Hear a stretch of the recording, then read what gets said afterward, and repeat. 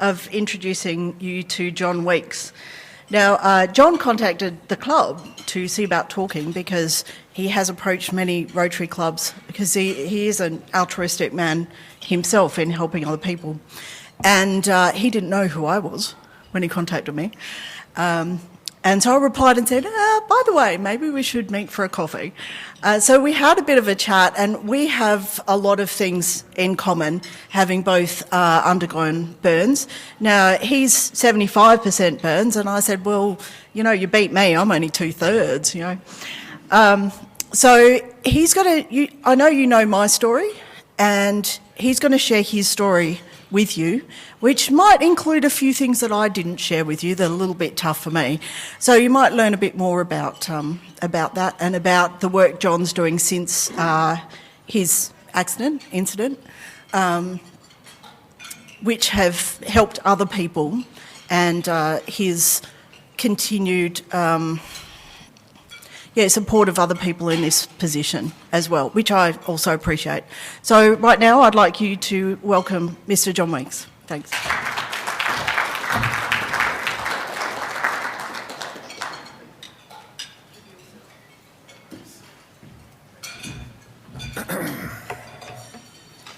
Thank you very much for the opportunity to present and talk to you today. Just as, is that all right? How's that? Is that better? Just as an extension of the acknowledgement of the First Nations, my book was written on Kaurna land. This is the cover of my book. It was called Living Without Fingerprints for a couple of reasons. The first one is I don't have fingerprints; they were burnt off. The second reason was that when you go through a trauma, often you lose a lot of your identity, and so the fingerprint thing was a very nice link with that. A point in time aspect was something that I've tried to incorporate some of my photography from my travels around the world into my stories. So a lot of this is my story, of course, but I've tried to sort of accentuate it and make it a little bit broader and to deal with a greater trauma community rather than specifically with burns. So a lot of the stories hopefully have a wider appeal. The point in time is also when you capture with a photo. So that's a similar sort of thing. You just take a photo at a point in time, and the trauma happens at a point in time. So often I drew a lot on other people's ways on how they move forward with dealing with trauma. And I found that often it's the trauma is the starting point, it's not the end point. So that's a really key definition. So however you get there, that's your starting point. So that's how the whole thing sort of came together. And the book is dedicated to everybody who carries scars, whether they're internal or external. Yeah. There we go. Typical childhood. I was born in Adelaide, grew up in the Barossa Valley. Normal thing, sort of running, jumping, riding bikes, falling off bikes, all that sort of stuff. Went to school in Nuriutpa, both primary school and high school. Then got a job at Yalumba for a vintage, and was really infatuated with work, especially working at night. Working in the laboratory, I sort of was close contact with a lot of the winemakers. And my sort of love of chemistry was sort of like, I'll take that to the next level. And when my job finished, I went back and studied at Roseworthy, a 3-year course, became a winemaker, went down to Coonawarra, and did 4 or 5 years down in Coonawarra. Had the opportunity to do a 3-month vintage in the south of France. So I took that opportunity, went over there, and came back about 20 years later. So it was sort of one thing led to another, as many things do. I got to live in the south of France, obviously. Portugal, South Africa, and China were the places that I lived and made wine in approximately 40 countries around the world for various markets, mainly for the UK and the US markets primarily. So that was a fairly typical day for me. And as with many lives, you sort of very insular. I was doing a lot of international travel. It was about 8 or 9 months of the year was international travel.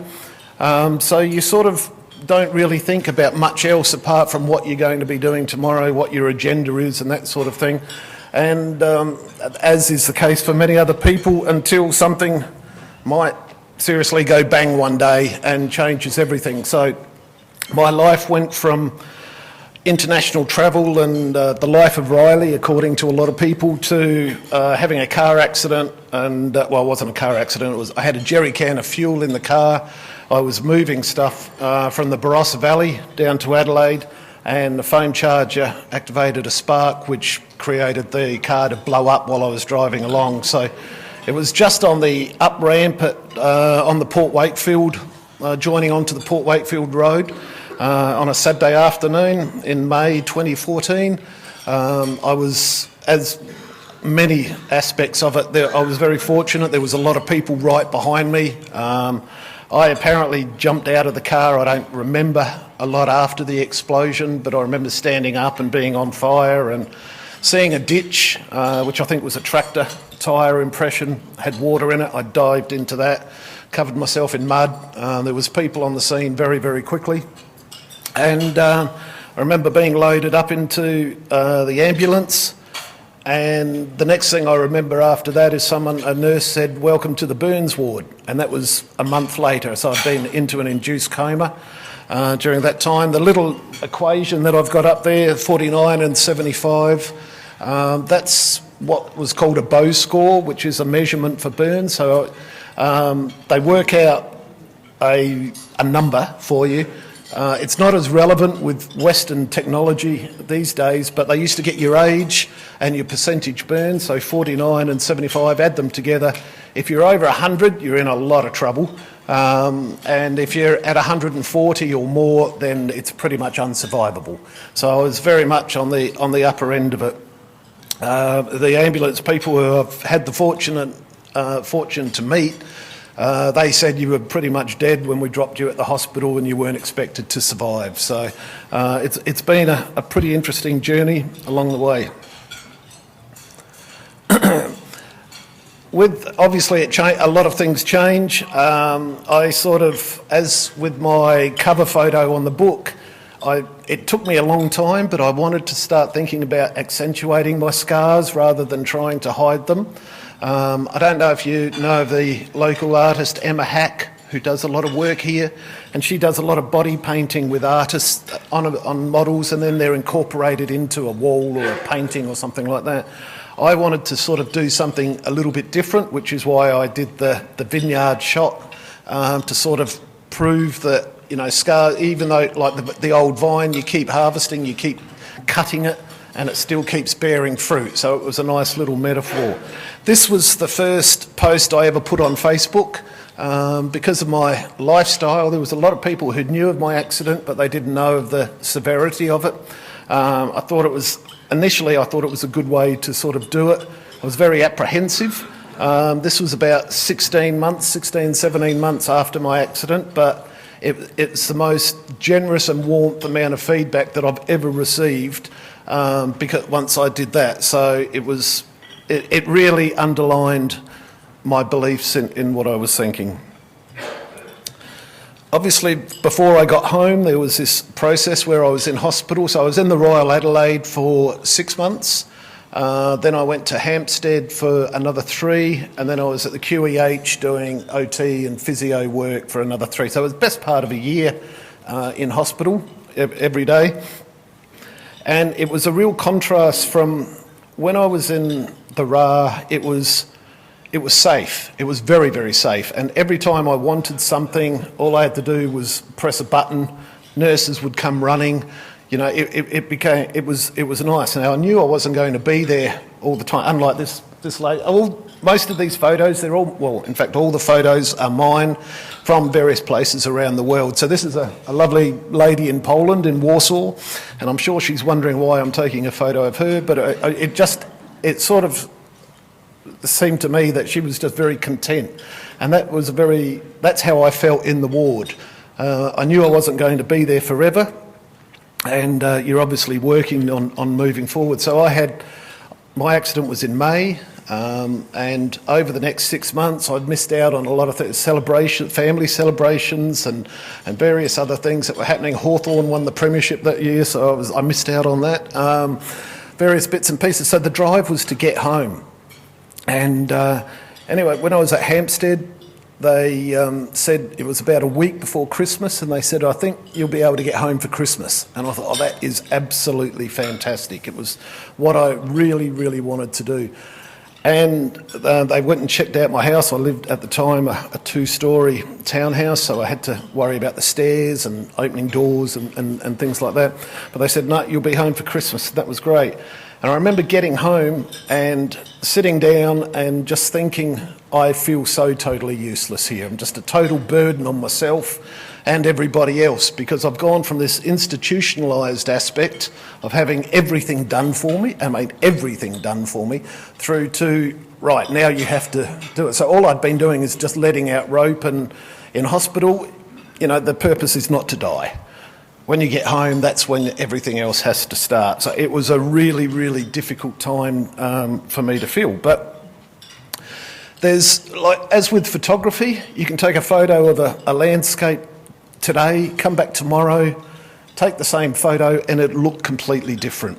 And so it's how you look at things through different eyes. And one of the ways I sort of found some really good validation was I went to a Burns, it wasn't here, this is the Atacama Desert in Chile, so it wasn't out there, but I went to a Burns forum and walked into a room, and there was about 30 people, as diverse as any room of people, but they had all been burnt in one way. Some very small, maybe 5%, 10% burns, as opposed to 90% in some cases, and a year ago or 65 years ago. So it was a real cross range.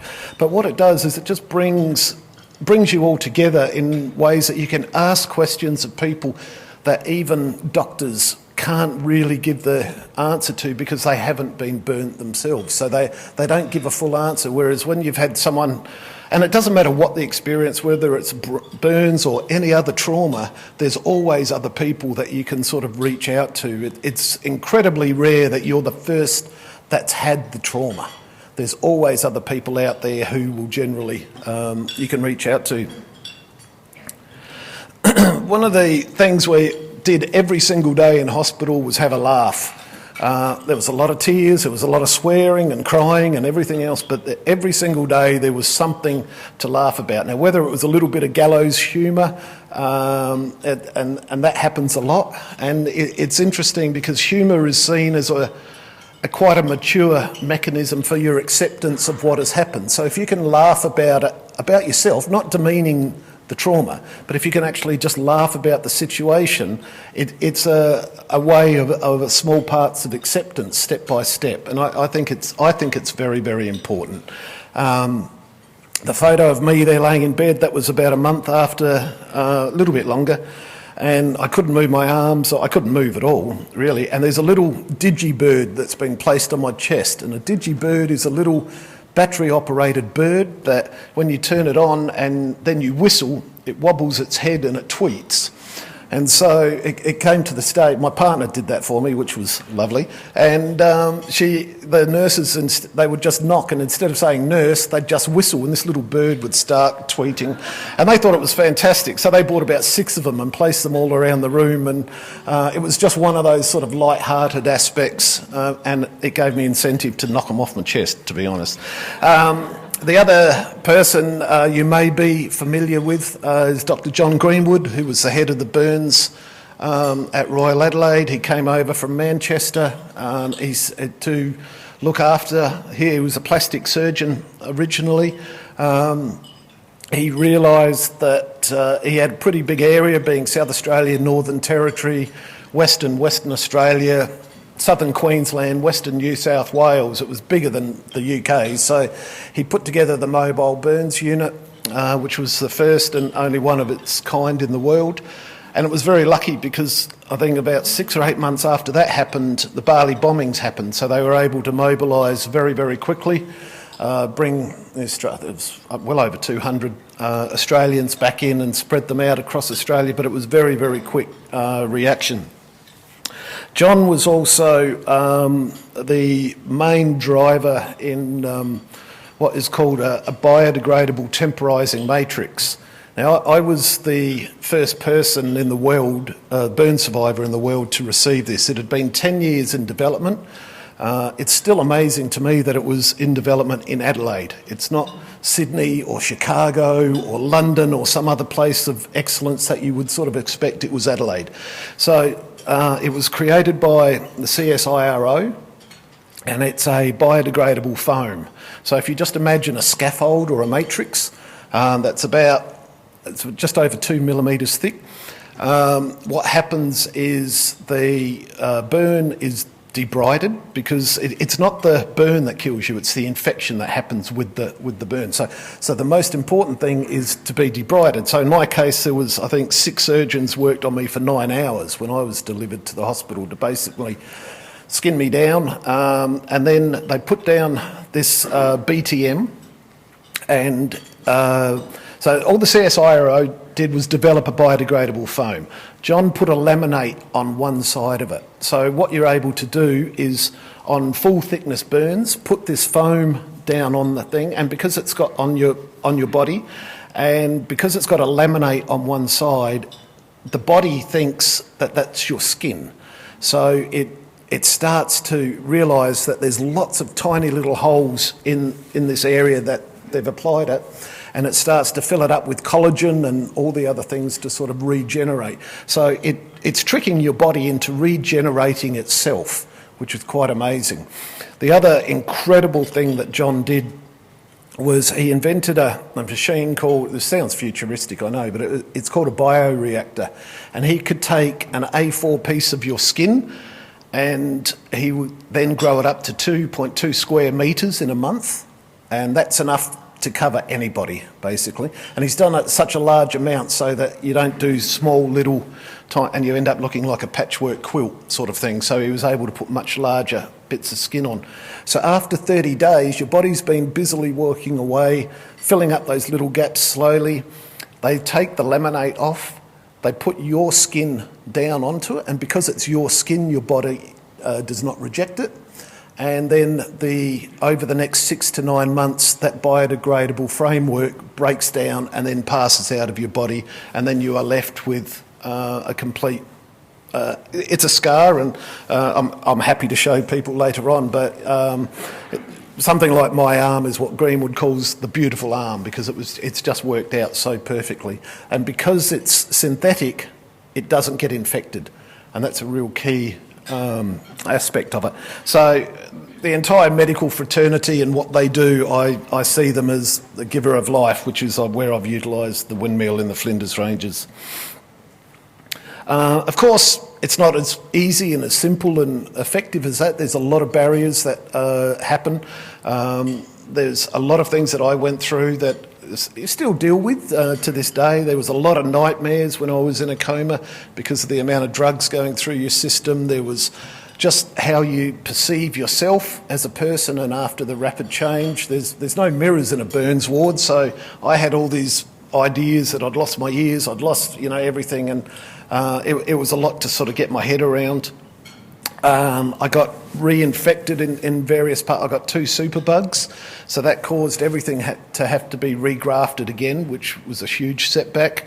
So, there are a lot of obstacles in every trauma that you have to sort of deal with. But there's a lovely Portuguese expression that if you haven't got a dog to go hunting, take a cat. And it's use what you can to sort of help you move forward, even in the smallest possible steps. They're small steps forward. Crumbs of bread is the sort of metaphor that you use. And, it's not about trying to buy the best gym in the world or whatever. It's a matter of just doing your exercises and listening to advice and just working through and, like I say, using what you've actually got.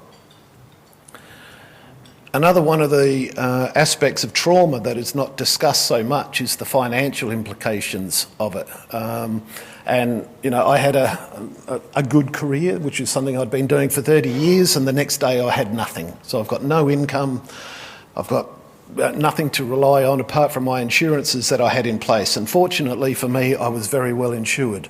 I had a good financial advisor. He was very aware of what I was doing throughout my career, and he had changed and adapted within those 30 years. So when it happened, I had some financial security, which was incredibly important because a lot of people don't. And I hope you all do as much as you can afford, because when it happens, you can't backdate it. You can't turn around and go, I wish I had done this. And it's from very large things to small things. My partner came in every day, and so she had to find $20 for parking. You do that for a year, it all adds up, and it's all these little tiny things that you can't think of, and you're never 100% covered, but it's better to be 90% covered than not covered at all.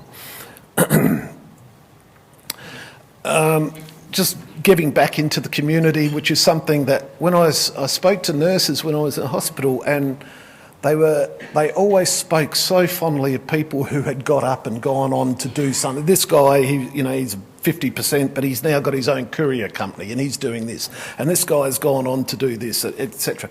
And they always spoke so fondly about it. And I know wine and chocolates are a lovely gift for people, but at the day, if you can give back into what they do, it means so much more to them, I think. And this was just taken at the Blood Donor Centre, so I received, it was about 32 units of blood and about 5 of plasma over the course of my, I think, 50-odd operations.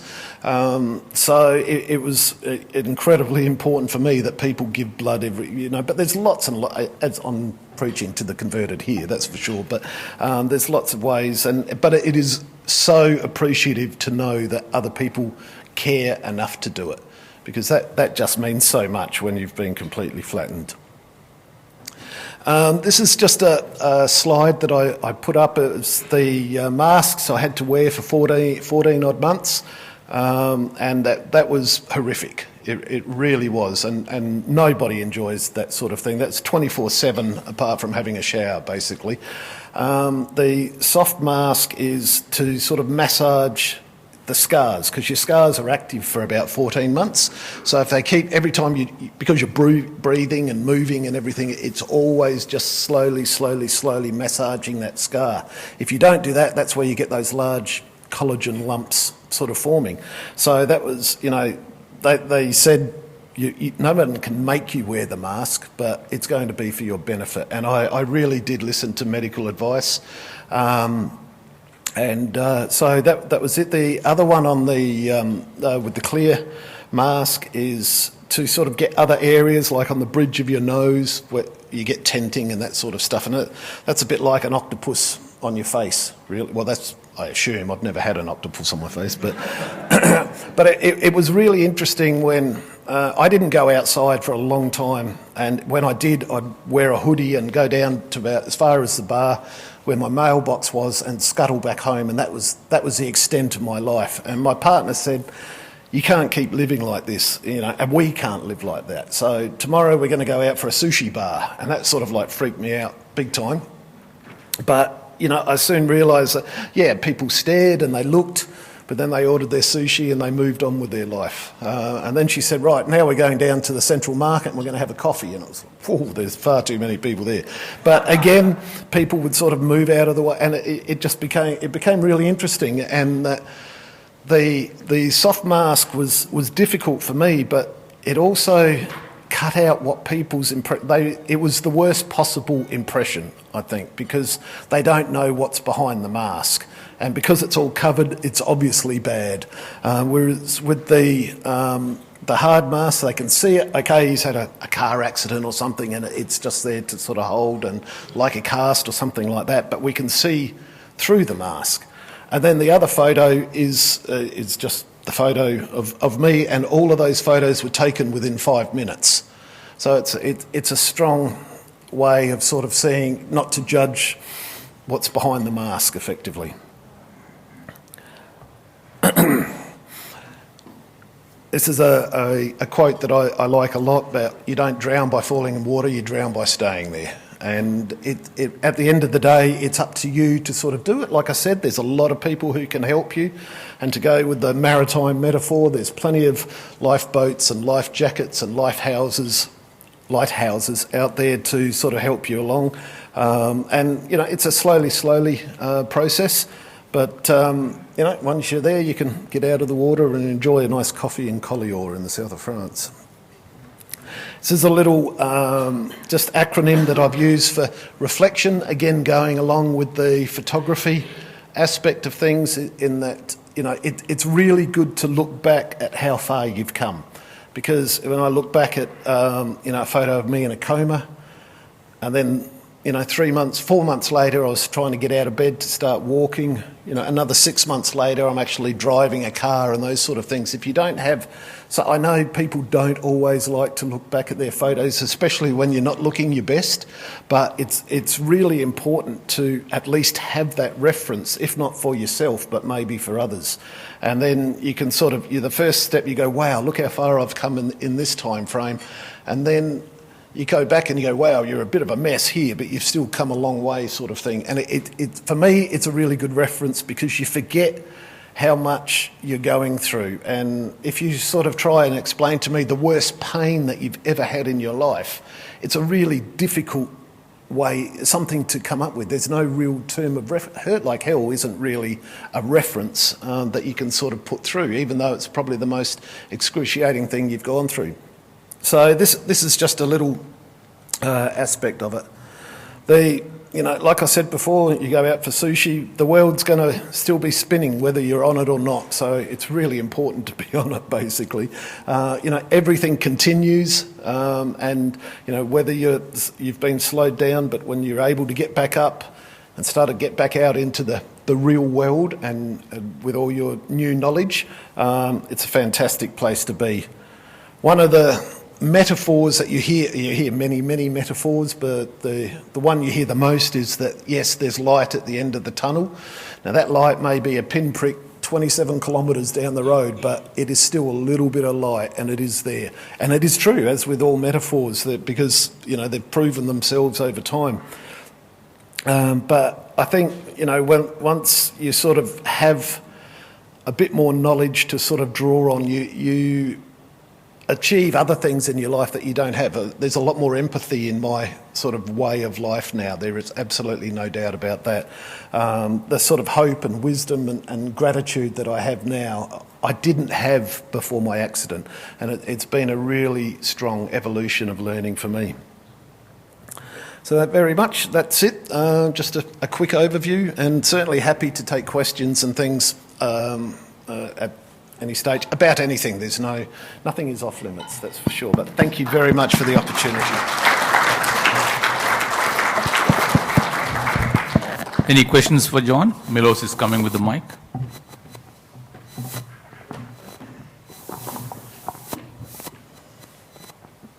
Are you still making wine?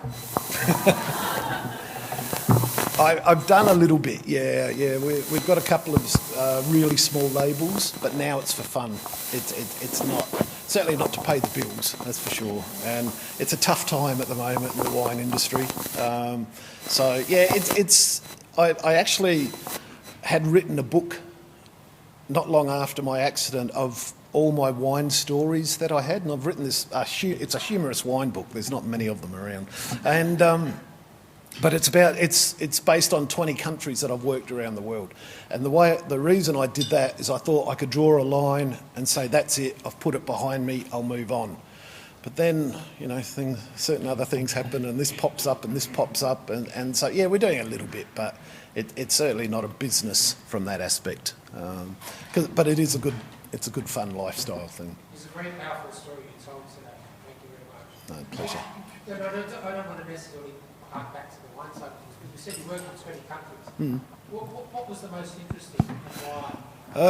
Well, they're all pretty interesting. I sort of get that question of, what's your favourite wine? Yeah. Sort of. And well, exactly. It's the one that's there in front of you at the time, because it's like you ask a musician, what's your favourite note, or what's your, it's a really hard thing to define. If I'm pressed, it's vintage Madeira, but that's a whole another story. But I mean, South Africa was an amazing place. I was there for 5 years in South Africa. That was just after apartheid, so it was a lot of evolution sort of happened there. All of Europe, I love all of Europe. South America, yeah, it's all good. You know, there's always some clowns planted a vineyard somewhere. So I did do a lot of work in China, and I really did like that because I was able to wear a winemaking hat, a sourcing hat, and a consultancy sort of hat. So it was a really interesting time there, and I do enjoy the people and the culture and that sort of stuff. So that was good. But yeah, no, it's all pretty good. Frank. Yes. Thank you for sharing your story of courage and resilience. We hear a lot about spray-on skin these days, and I wondered how far that technology has got in terms of reducing the trauma of healing. The technology in general is amazing now. I mean, so I'm 8 years after my accident. If I'd gone back probably 5 years before that, I wouldn't have survived. So the survival rates have gone really high now. Things like BTM have reduced. I know of people who have been 95% burns and out of hospital in 3 months. It just that is mind-blowing to me. And the technology, I'm really fortunate because I do get to talk in some of the medical facilities around the place, and you see what's happening at a research level. And it is, I was in Brisbane 2 months ago. They're now doing CT scans of organs and doing 3D printing of it, and then operating on that organ. So like a heart, they plumb it up, and it's for all intents and purposes a real heart. So where this sort of technology goes is anybody's guess in the future. Specifically for spray-on skin, that's not, as my understanding, for full thickness burns. So that's more like a second degree one where you've still got a lot of your infrastructure there that they're then able to do that. One of the issues with using other organic componentry is the infections. So that's the big problem for a lot of those sort of things. So there's a huge range of them, and anything that helps is obviously great. But it sometimes it is detrimental. But where it's going to be in another 5 years, I just have no idea. I mean, anybody knows. So. Probably got one more. Florrie? Yep. So I love your pictures. Has your I presume you have taken pictures for quite some time now. Has that changed over time? It's like how you approach it, how you do it? Is it kind of like just accidentally, okay, I'm taking some pictures? No, it's very, go out and so. Yeah, I take a lot of photos now. I wish I had the camera when I first started travelling that I've got now, because it would be fantastic. But yeah, it's for me, it's been a real healing process, because the best time to go for photography is in the morning or the evening. And so temperature-wise, that's the best time of the day for me. So that works out fantastic. Or night photography as well is another thing. So, these days now with digitals, I go up to the Flinders Ranges, I'll take 3,000 or 4,000 photos of wedge-tail eagles and keep 2. So, it's incredible what you can do now, but it's been a really nice hobby for me to do, and I find that really important that, you draw on something once, if you can do a wide range of things before a trauma, you can often draw on something that you might enjoy. So it's having as much diversity in your life is really key. So, but I'm still trying to improve. That's for sure. Hold on. Yep. Just stay here a second. Thank you so much, John, and I apologise, it was a bit much for me, yes, as we thought it might be. But I would like to present you with a certificate of appreciation from our club to say thank you, and any money raised today in those brown bowls goes towards our community projects. I also have this lovely little teddy here, which is like our Rotary gift from our club, very unique, made by the partners of Rotarians. And so I'm sure your daughter will pinch that. Yes, I've got a 4-year-old daughter, and so she's going to love that. So, yeah. And which is another thing, if I hadn't survived, she wouldn't have been born. It's a really interesting, but she will love that for sure. So Thank you. Thank you very much. Yeah. So if we could please thank John in the usual way.